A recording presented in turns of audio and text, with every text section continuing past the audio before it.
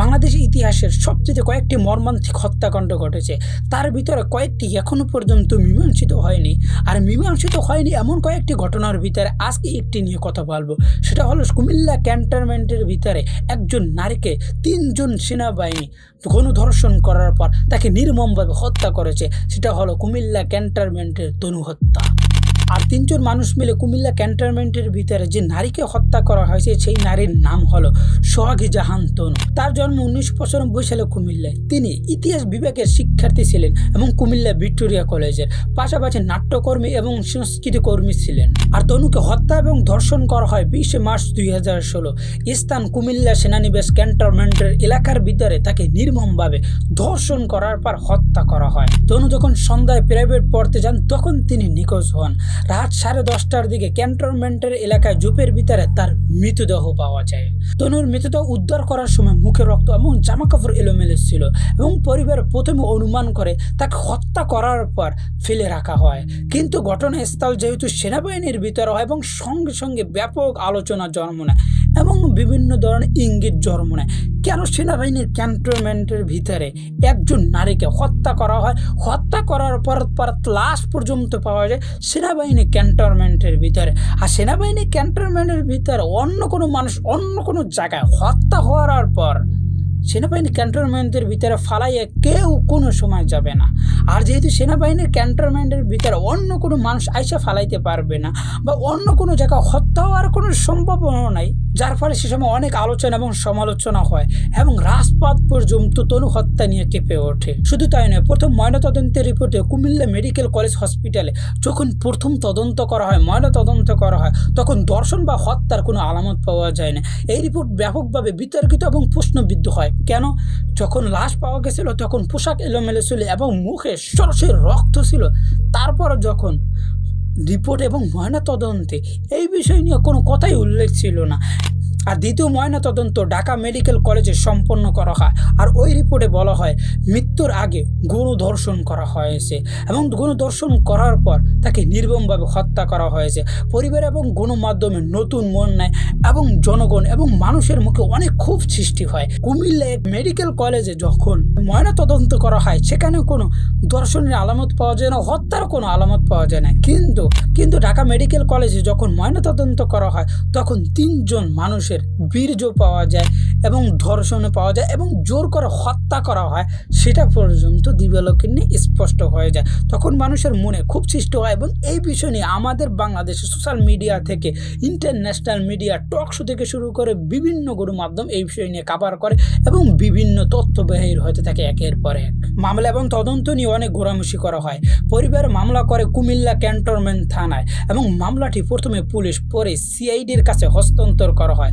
তদন্তে একাধিক স্থবিরতা এবং অগ্রগতি নিয়ে অনেক প্রশ্ন ওঠে এবং জনগণের ক্ষোভ তৈরি হয়। পরিবার এবং সাধারণ মানুষ অভিযোগ তোলে ক্যান্টনমেন্টের এলাকায় হয় প্রকৃত অপরাধীরা সবসময় আড়ালে থেকে যাবে। 10 বছর হয়ে গেছে এখনো পর্যন্ত সেই মামলার চূড়ান্ত প্রতিবেদন বাইর হয়নি আর অপরাধী কারা এখনো পর্যন্ত জানা যায়নি। যদিও পরিবারের কিছু মানুষকে ইঙ্গিত করে বলেছে এরা আমার মেয়েকে ধর্ষণ করেছে, সেটা ডয়েচে ভেলে এবং বিবিসি বাংলা থেকে শুরু করে বিভিন্ন টিভি চ্যানেলে এবং বিভিন্ন পেপার পত্রিকা এবং বিভিন্ন আর্টিকেলে সেটা দিবালোকে নিয়ে তারা স্পষ্ট করে দিয়েছে। তনুর বাবা অভিযোগ করে সেনাবাহিনীর ভিতরে প্রভাবশালী কারো জড়িত থাকার অনেক সম্ভাবনা রয়েছে। নাটকীয় মোড় নেয় তখন যখন পরবর্তী সিআইডি একজন সেনাবাহিনীর সদস্য এবং তার সহযোগীকে জিজ্ঞাসাবাদ করেছিল, কিন্তু আনুষ্ঠানিকভাবে কোনো অভিযোগের নাম প্রকাশ করা হয়নি এবং সেটা যে সেনাবাহিনীর ভিতরে ছিল এবং সেনাবাহিনী ক্যান্টনমেন্টের ভিতরে সেখানে ধর্ষণ করা হয়েছে এবং প্রভাবশালী কোনো ব্যক্তি যে জড়িত ছিল সেনাবাহিনীর ভিতরে থেকে এবং তারা যাদেরকে অভিযোগ করা হয়েছে এবং যাদেরকে তদন্ত এবং তাদেরকে জবানবন্দি নেওয়া হয়েছে সেনাবাহিনীর যে সদস্যদের, তারা যে এর সাথে জড়িত ছিল সেটা দিবালোকে নিয়ে স্পষ্ট হয়ে গেছে।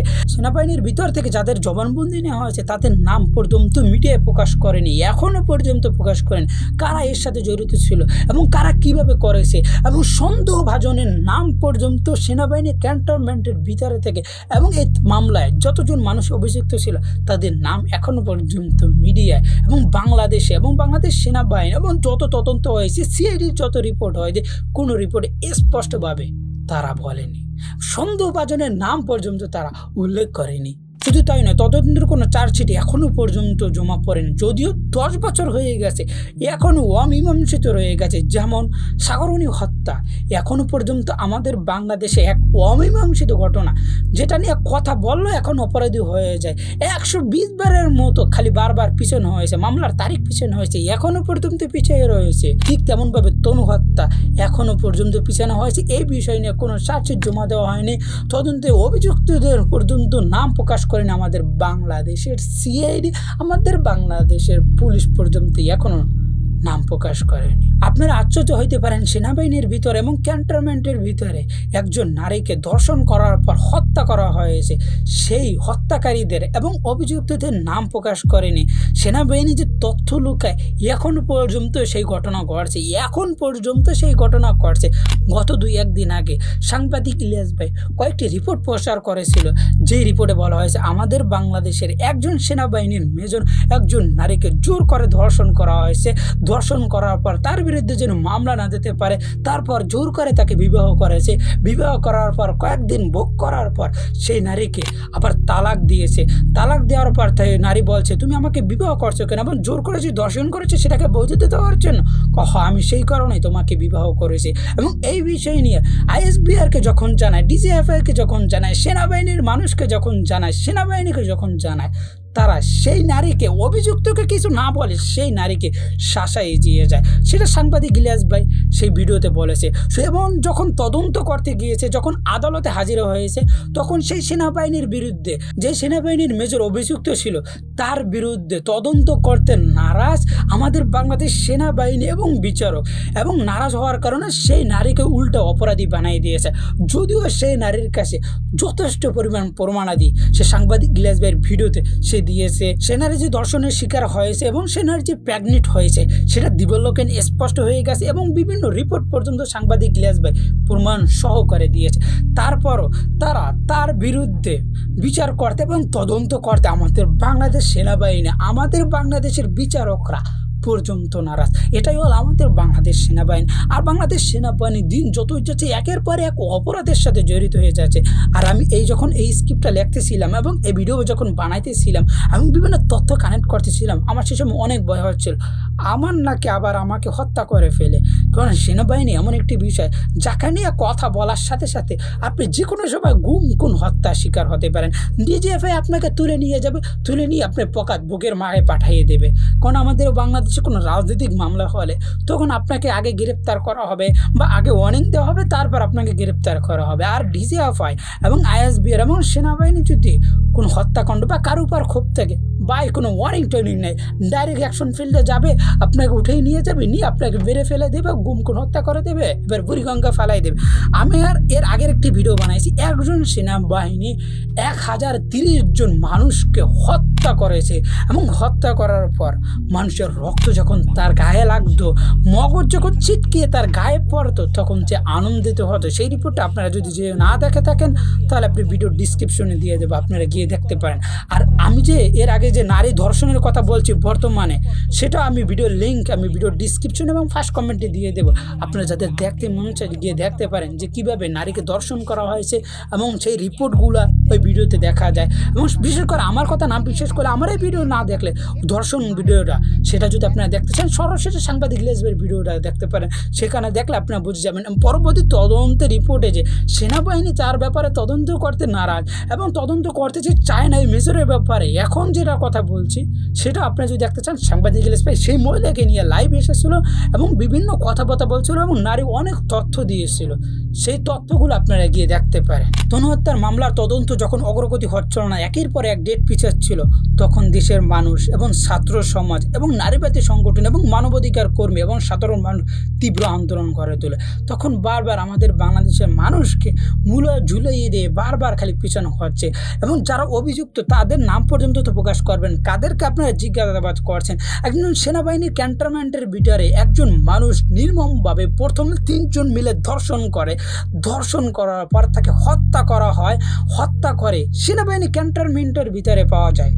আর এরপরও সেই হত্যার আজও পর্যন্ত বিচার হয়নি, 10 বছর হয়ে গেছে। আর অন্যদিকে সেনাবাহিনী একের পর এক অপরাধের সাথে জড়িত হয়ে যাচ্ছে। এমন যেই ব্যক্তি অপরাধের সাথে জড়িত হয়েছে, যারা অপরাধের সাথে জড়িত হয়েছে তাদের বিচার না করে যারা নির্দোষ এবং যারা কষ্টের শিকার হয়েছে এবং জুলুমের শিকার হয়েছে তাদেরকে উল্টা শাসাই দেওয়া হয়, উল্টা তাদের উপর চাপ দেওয়া হয় এবং তনুর বাপ মাকে এবং তনুর ভাইদেরকে চাপ দেওয়া হয়েছে। এবং তারা স্পষ্ট ভাষায় বলেছে, আমরা তনুর বিচার চাওয়ার কারণে এবং মিডিয়ায় কথা বলার কারণে সেনাবাহিনী এবং বিভিন্ন প্রভাবশালী ব্যক্তিরা আমাদেরকে হুমকি দিয়েছে এবং তনুর বাবা মা বলেছে আমাদেরকে তারা বাঁচতে দেবে না। আমরা যদি বিচার চাই, আমরা যদি বিচারের কথা বলি, তখন তারা বলে আমাদেরকে হত্যা করা হবে, আমাদেরকে দুনিয়া থেকে শেষ করে দেওয়া হবে। যেভাবে তনুকে শেষ করে দেওয়া হয়েছে এভাবে তাদেরকে একের পর হুমকি দিচ্ছে।